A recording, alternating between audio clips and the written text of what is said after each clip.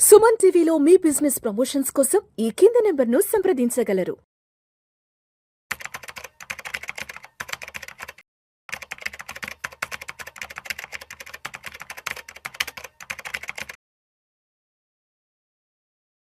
Suman TV ప్రేక్షకులకు స్వాగతం. నేను doctor Anil Kumar Bachchu, AMFI registered mutual fund డిస్ట్రిబ్యూటర్ని. ఈ మధ్య కాలంలో నాకు ఇంటర్నేషనల్ మ్యూచువల్ ఫండ్స్ గురించి చాలామంది ఫోన్ చేస్తూ ఉన్నారు. వీటిని ఇన్వెస్ట్ చేయొచ్చా, తీసుకుంటే అడ్వాంటేజెస్ ఏంటి అండ్ కొన్ని క్వశ్చన్స్ నేను నోట్ డౌన్ చేసుకున్నాను. సో ఫస్ట్ ఇంటర్నేషనల్ మ్యూచువల్ ఫండ్స్లో ఎందుకు చేయాలి, అడ్వాంటేజెస్ ఏంటి, and at the same time ఈ క్వశ్చన్స్ నేను ఒక్కొక్కటి నాకు వచ్చిన క్వశ్చన్స్ మీకు చెప్పి దాన్ని నా ఆన్సర్ ఇస్తాను. So that lot of questions అందరికీ కూడా ఉంటే కూడా వాళ్ళే కూడా ఈ డౌట్స్ క్లియర్ అవుతాయి ఇంటర్నేషనల్ మ్యూచువల్ ఫండ్స్ గురించి, ఇండియా నుంచి పెట్టే వాటి గురించి. ఫస్ట్ ఇది ఎందుకు పెట్టుకోవాలి, ఎందుకు ఇన్వెస్ట్ చేసుకోవాలి, మన పోర్ట్ఫోలియోలో ఎందుకు ఉండాలి అనుకునే క్వశ్చన్కి డైవర్సిఫికేషన్ కోసం. ఎగ్జాంపుల్ తీసుకుంటే లాస్ట్ 2 సంవత్సరాల్లో ఇండియన్ మార్కెట్స్ అంత బాగా పర్ఫామ్ చేయలేదు. ఇలాంటి టైంలో తైవాన్ కానీ, జపాన్ కానీ, యుఎస్లోని మార్కెట్స్ కానీ స్టేబుల్గా మంచి రిటర్న్స్ ఇచ్చాయి. సో మన పోర్ట్ఫోలియోలో డైవర్సిఫికేషన్ చేయడానికి 10-15% వరకు కావాలంటే ఇంటర్నేషనల్ ఎక్స్పోజర్ అనేది మంచిది. అందుకోసం తీసుకుంటే మంచిది. అంతే తప్ప 100% మొత్తం ఉన్న డబ్బులు తీసుకెళ్ళి వేరే మార్కెట్స్ బాగా ఉన్నాయని పెట్టుకుంటే మాత్రం తర్వాత ఇబ్బందులు మీరే గురవుతారు. So that is one. Second question ఏంటంటే అందరు అడిగేది, నేను ఏ ఇంటర్నేషనల్ మ్యూచువల్ ఫండ్ లో ఇన్వెస్ట్ చేయాలి అని అనుకుంటూ ఉంటారు. ఇక్కడ కూడా ఇక్కడే ఒక అడ్వైజర్ కానీ ఆర్ మీ ఓన్ రీసెర్చ్ కానీ చాలా అవసరం వస్తుంది. ఒక సెక్టార్ కానీ ఒక కంట్రీ కానీ సెలెక్ట్ చేసే ముందు, ఒక మార్కెట్లో ఇన్వెస్ట్ చేసే ముందు దానికి సంబంధించిన సిచ్యువేషను, అక్కడ జరుగుతున్న మార్కెట్లో ఉన్న మ్యాక్రో సిచ్యువేషను, ఆ కంట్రీలో ఆ ఇండస్ట్రీస్లో ఉన్న పరిస్థితులు ఏంటి, నెక్స్ట్ 1 or 2 ఇయర్స్ అది ఎలా పర్ఫామ్ చేయబోతోంది, ఆ సెక్టర్ అక్కడ ఉన్న అడ్వాంటేజెస్ ఏంటి, హైలీ కాన్సన్ట్రేటెడా, డైవర్సిఫైడా అని చెక్ చేసుకోవడం ఫస్ట్ ప్రయారిటీ. సెకండ్ వచ్చేసి ఆబ్వియస్లీ ఏ ఫండ్ ఓపెన్ ఉందనేది చూసుకోవడం. బికాస్ ఇండియాలో $10 billion per annum capital lock ఉంది ప్రభుత్వం నుంచి, అంతకన్నా ఎక్కువగా ఇన్వెస్ట్ చేయడానికి అవకాశం లేదు. సో కొన్ని ఫండ్స్ మాత్రమే యాక్సెప్ట్ చేస్తూ ఉంటాయి. సో ఏవి యాక్సెప్ట్ చేస్తున్నాయో చూడడం, మీరు అటు ఏషియన్ మార్కెట్లో పెడదామా లేకపోతే వేరే మార్కెట్లో పెడుతున్నారా అదొకటి. అండ్ ఇంకొక ఇంపార్టెంట్ ఏంటంటే వెదర్ ఈటీఎఫ్ ఫండ్ ఆఫ్ ఫండా, ఎలాంటి ఫండ్ ఈ స్ట్రక్చర్లో ఉందో కూడా చూసుకోవడం చాలా ఇంపార్టెంట్. ఇలా చూసుకున్నాక ఎగ్జాంపుల్ మనం తీసుకుందాం. Example HSBC global emerging markets fund ఉంది. ఇది డైవర్సిఫైడ్ ఫండ్, మల్టిపుల్ ఎమర్జింగ్ మార్కెట్స్లో ఇన్వెస్ట్ చేసేది. ఆర్ బిఎన్పి పరివాస్ ఆక్వా ఫండ్ అని ఫండ్ ఆఫ్ ఫండ్ ఉంది. ఏషియా ఫండ్ ఆఫ్ ఫండ్ హెచ్ఎస్బిసిది ఉంది.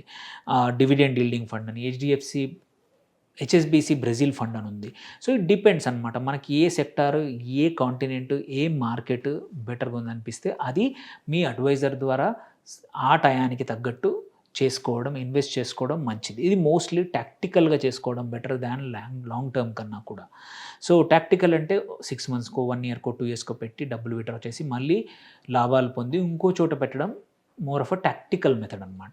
దెన్ ఇంకో క్వశ్చన్ వచ్చింది, సార్ రీసెంట్గా Taiwan Nippon India Taiwan fund example gave 118% ఇచ్చింది, should I invest in it అని. Same answer is very simple. Last time ఎందుకు ఇచ్చింది, 2 కంపెనీస్ అక్కడ టీఎస్ఎంసి, ఇంకొకటి ఏఎస్ఎంఆర్ అనుకుంటాం, 2 కంపెనీలు తైవాన్లో ఏవైతే చిప్ మేకింగ్లో, సెమీకండక్టర్ మేకింగ్లో ఉన్న కంపెనీస్ ఇబ్బడి ముబ్బడిగా పెరిగిపోయాయి. And nearly 50% of the index ఈ 2 కంపెనీల వాల్యుయేషనే. అందుకోసమే అది అంత పెరిగింది. ఫ్యూచర్లో పెరుగుతుందా? No idea. ఎందుకంటే నేను ఆల్రెడీ చెప్తా ఉంటాను, ఇప్పుడు ఆల్రెడీ క్వశ్చన్ కూడా చేస్తూ ఉన్నారు, ఇంత పెట్టాక ఆ company does it make sense, valuation అయిపోయినాక పెరక్క ముందు తీసుకుంటే probably good. So now hind సైట్లో మళ్ళీ ఫ్యూచర్లో రిటర్న్ ఇస్తుందంటే నో. పెట్టినా కొంచెం పెట్టండి, ఎక్కువగా పెట్టకండి. సో బట్ హైండ్ సైట్ కన్నా కూడా ఫ్యూచర్లో ఏది పర్ఫామ్ చేస్తుందో ఆ కంట్రీలో ఆ సెక్టార్లో చేయడం బెటర్. దెన్ సార్ సడన్గా నేను ఎస్ఐపి రన్ చేస్తున్నాను ఒక ఇంటర్నేషనల్ మ్యూచువల్ ఫండ్లో, మరి అది ఆగిపోయింది అనే క్వశ్చన్ వచ్చింది. ఎందుకంటే ఆ ఫండ్ హౌస్ లిమిట్స్ ఇది ఇంటర్నేషనల్ ఇన్వెస్ట్మెంట్ లిమిట్స్ ఎగ్జాస్ట్ అయి ఉండొచ్చు, అందువల్ల కూడా ఎస్ఐపిలు ఆగిపోయాయి. సో మళ్ళీ ఫ్రెష్గా స్టార్ట్ చేయాల్సి వస్తుంది కొన్ని కేసుల్లో. So it's more intensive active style of investment in mutual funds నువ్వు ఇంటర్నేషనల్ మ్యూచువల్ ఫండ్స్లో పెడితే. So real cost of funds ఏంటి, ఎక్స్‌పెన్స్ రేషియో ఏదైతే ఫండ్‌లో కనబడుతుందో అదే రియల్ కాస్టా? నో. అది ఓన్లీ ఇండియన్ ఫండ్ మీరు ఏదైతే ఫండ్ ఆఫ్ ఫండో ఏదైతే పెడుతున్నారో దాని కాస్ట్ మాత్రమే. అది తీసుకెళ్ళి డైరెక్ట్ ఎలాగో పెట్టలేదు, ఇన్వెస్ట్ చేయలేదు డైరెక్ట్‌గా స్టాక్స్. కంపల్సరీ వాళ్ళు ఇంకొక ఫండ్‌లో పెట్టాలి. దాని కాస్ట్ ఇక్కడ రిఫ్లెక్ట్ అవ్వట్లేదు. So, most of the time international ఫండ్స్‌కి 2 రకాల ఎక్స్‌పెన్సెస్ ఉంటాయి. అందుకే చాలా మంచి రిటర్న్స్ కోసం అయితే తప్ప డెట్ ఫండ్ విషయాల్లో అట్లాంటి వాటిల్లో మాత్రం ఇంటర్నేషనల్ మ్యూచువల్ ఫండ్‌లో పెట్టొద్దు. ఎందుకంటే డబుల్ కాస్టింగ్ ఉంటుంది. Sir, how are these funds taxed అనే క్వెషన్ చాలా మటుకు అడుగుతా ఉన్నారు. ఇక్కడ కూడా ఏంటంటే 12.5% ఎల్టీసీజీ, కాకపోతే ఏంటంటే ఎటువంటి ఇండెక్సేషన్ లేకుండా టాక్సేషన్ పడుతుంది. 24 మంత్స్ ఆఫ్టర్ 24 మంత్స్ ఇది కూడా.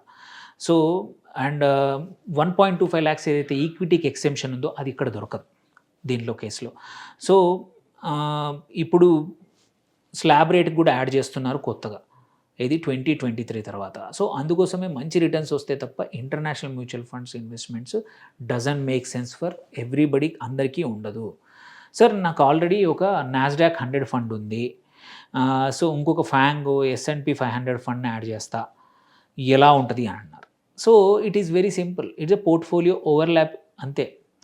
మీరు చేసుకోవచ్చు, కొన్ని కేసుల్లో పనికొస్తుంది. బట్ అక్కడ కూడా మీరు చూడాల్సింది how much are you doing portfolio overlap, concentration ఎంత చేస్తున్నామని చూడాల్సిన అవసరం ఉంది.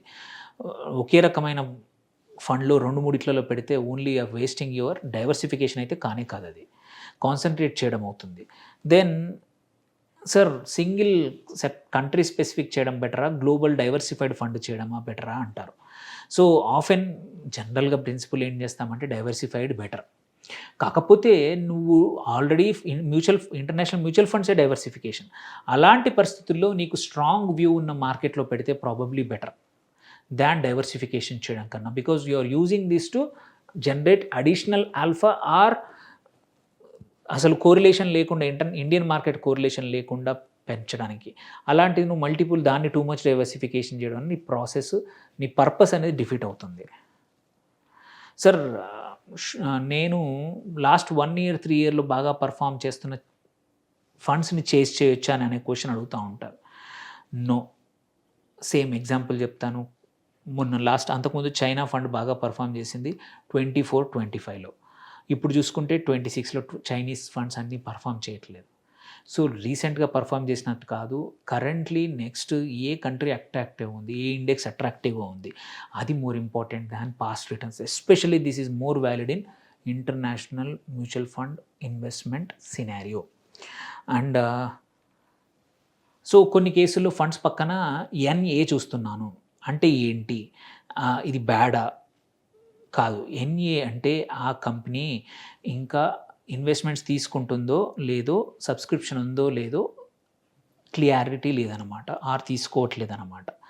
So, or most of the time data gap fund, ఫండ్‌కి సంబంధించిన డేటా అనేది లేకపోవడం, కొన్నిసార్లు రిటర్న్స్ డేటా. సో, అంతే తప్ప ఆ ఫండ్ అవైలబుల్ లేకపోవడము రెడ్ ఫ్లాగ్ అని ఏం కాదు. సో, ఇవి కొన్ని క్వెషన్స్. మీకు కూడా ఏమైనా పక్కా ఇంటర్నేషనల్ మ్యూచువల్ ఫండ్స్ గురించి క్వెషన్స్ ఉంటాయి. వీటిని రైట్ చేయండి ఆర్ రీచ్ అవుట్ అస్. ఈ వీడియోని నలుగురికి షేర్ చేయండి. Thank you for watching. Signing off doctor Anil Kumar Bachu.